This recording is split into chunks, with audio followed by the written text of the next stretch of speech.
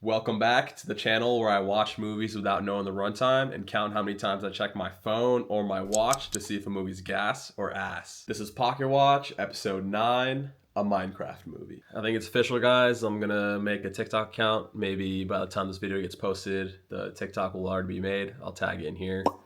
But in the meantime, still like and subscribe so I can start doing giveaways. Please. All right, I might be a week or so late to watching this movie, but I could tell from a mile away a Minecraft movie was going to be a moneymaker. This movie could be awful, and I still wouldn't have been surprised at how much money it made. The opening weekend box office for this movie was insane. It made $163 million in North America, and it made $313 million worldwide, which is nuts. It beat out the opening weekend box office of the Mario Bros. Movie. The box office of this movie is really promising, and it gives me hope that movie theaters just might be back.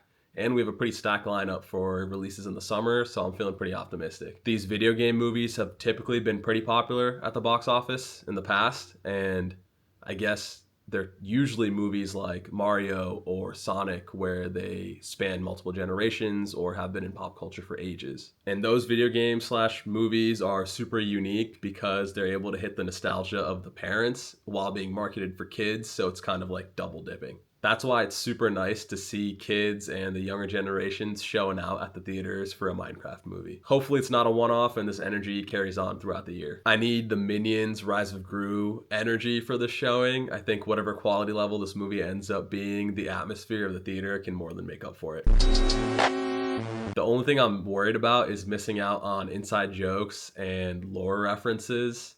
Chicken Jockey, I've seen it, but I got no idea what that means.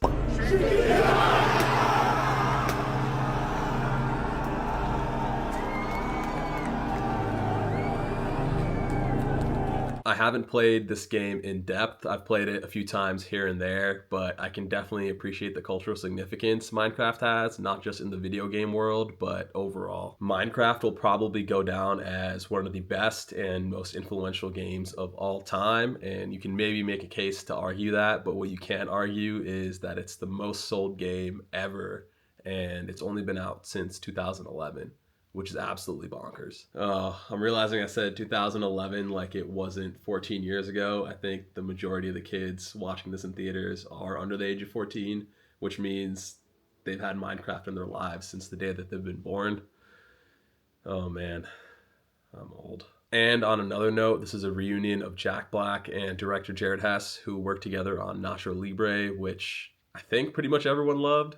So it brings me a little more faith in this movie. And I'm curious to see how Jack Black and Jason Momoa interact on screen. Those guys usually play pretty entertaining characters, so I think it'll be a fun time. Quick sidebar though, this might be weird or super random, but I had a dream. I have a dream that one day this Channel took off and I was invited to a screening of something, and Jason Momoa was sat next to me.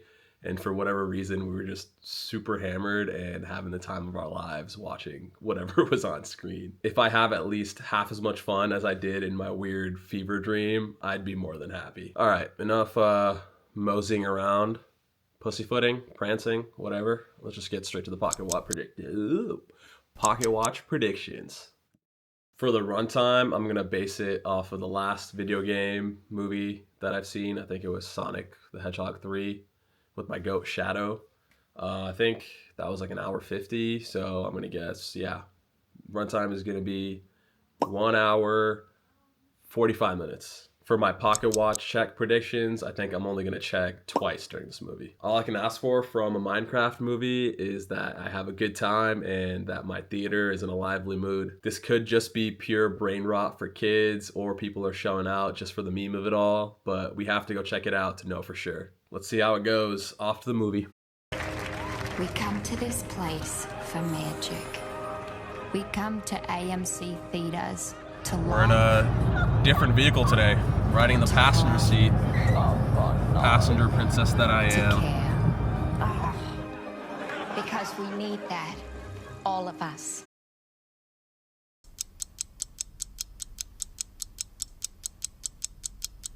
All right, we're back from the movie. What an experience. When I walked into the theater, there was like a noise, like a high-pitched noise of like washing over my ears. I thought it was a trailer that was making that noise, and I sat down and looked around. It was like all 8-year-olds. There were some non-8-year-olds there, myself included, and some people older than me.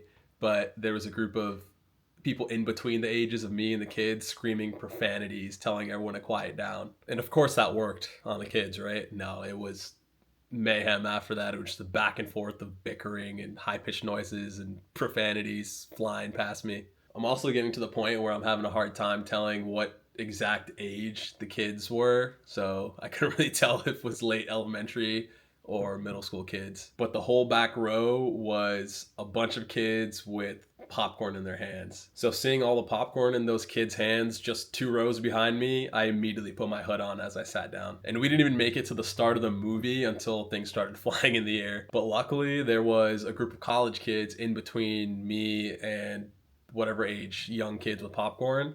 And there was a good Samaritan. He went and complained to one of the AMC staff members, and they came back and disciplined the kids. They were like, oh, if you throw another thing, you'll be kicked out. There's no room for mess here, blah, blah, blah.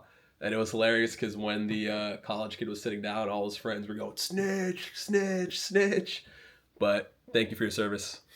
I'm glad I didn't get popcorn on me. I was super grateful because now we could watch the movie with the full energy and rowdiness without any of the actual mess. People were clapping and cheering like crazy. It was lively in there. Brought a tear to my eye. But enough of that. Let's just get straight to the pocket watch checks. I predicted this movie would be an hour 45 minutes long, and it ended up being an hour 41 minutes. I was only 4 minutes off. Not too shabby. I predicted there would be 2 pocket watch checks, and there ended up being 2. Let's go. Damn, I was locked in on these predictions. The first check was an hour in about when Jennifer Coolidge was having dinner with a villager. I didn't really check because of a pacing issue. I was more so just baffled at this random scene that didn't really have a tie-in. And I could feel that a decent amount of time had passed, but nothing significant in the plot had happened, so I thought I needed to check. I also checked about an hour, 10 minutes in when the famous chicken jockey scene happened. And the only reason was because everyone in the crowd started clapping and standing up and recording, and I almost went and reached for my phone and started recording for you guys, but I decided against it. I don't know if you guys have started watching the show called The Studio, where Seth Rogen is the head of a studio. But in that show, the first episode is him being tasked with making a Kool-Aid movie solely because it's going to make a shit ton of money just based on the name alone, regardless of the quality. A Minecraft movie is basically the Kool-Aid movie. The main leads of this movie were Jack Black and Jason Momoa, and if you looked at any of the set pictures for this movie, you'd be wondering what these two have in common or if they'd have chemistry at all. Jack Black honestly looks a little bit disheveled, and Jason Momoa looks totally out of place for a Minecraft movie. But honestly, they had really great chemistry, and from everything I've seen them in, they seem like really charismatic people, so I'm not too surprised. And Jason Momoa had a great scene that was very reminiscent of the Dune hallway fight.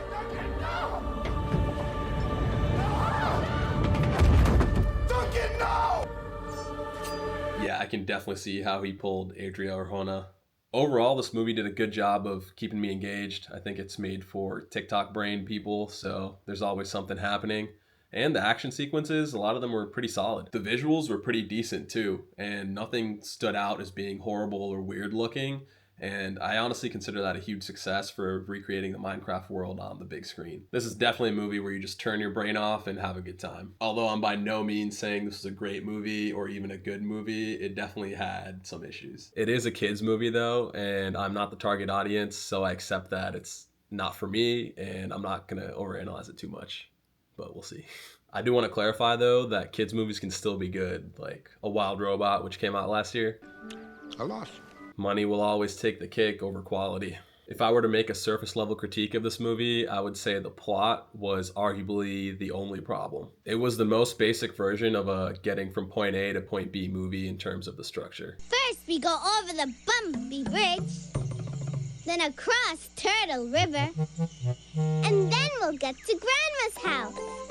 It lacked any sense of depth or any real character development. For a kids movie, it did feel weird that the kids in the story were the least interesting parts of it. At the end of the day, a Minecraft movie was just a means of showcasing different aspects of the game in the movie and cramming in as many Easter eggs and references as possible. And that makes me curious if they're actively trying to manufacture these memeable viral moments when they create these movies. It's Morbin time. I really wonder if they knew would spur a movement like this or if it was totally accidental. They definitely love these moments and are actively trying to create them because anything viral like this is going to make them a boatload of money. I would love to see a success rate on their viral scenes that they're trying to manufacture though. In this case though, it did work because this was a 10 out of 10 theater experience, and it probably will be for most people as long as you go into it with an open mind and people aren't being messy. I don't condone making messes that you won't clean up yourself. But overall, if you should see this in the theaters or not really depends on your situation. If you have kids that played Minecraft, or if you even played a decent amount of Minecraft, it's definitely worth going to the theater to see this. I think it's cool to go be in a theater full of people who are passionate about what you're passionate about, and these days it's not super common that we get a chance like that, so you better take advantage of it while you can. It is crazy though that you can get the Minecraft Java and Bedrock version of the game, which is the most expensive version I think, for 30 bucks or less, while a regular price ticket for this is $15. But anyways, the other groups I'd recommend this movie for are the avid Jack Black fans. He's been in plenty of money-making franchises and critically acclaimed movies, and also Tenacious D. And the other group of people I'd recommend it for are those that want to go for the meme of it all or just want to be in a lively theater. Definitely worth seeing in that case. And this might be crazy to say, but I think this is the closest I've been to the liveliness and the atmosphere of watching Spider-Man No Way Home in theaters. But if none of those things apply to you, you're probably best off not watching this in theaters and not even watching it when it comes out in streaming. For me personally, I don't think I'd ever revisit this movie. I think it was the rowdy theater more than anything that raised my score, and that's part of the fun of watching this movie in theaters. I'm gonna give a Minecraft movie a 2.5 out of 5. That's a wrap on this episode. Pocket Watch, episode 9, a Minecraft movie. See you next Friday.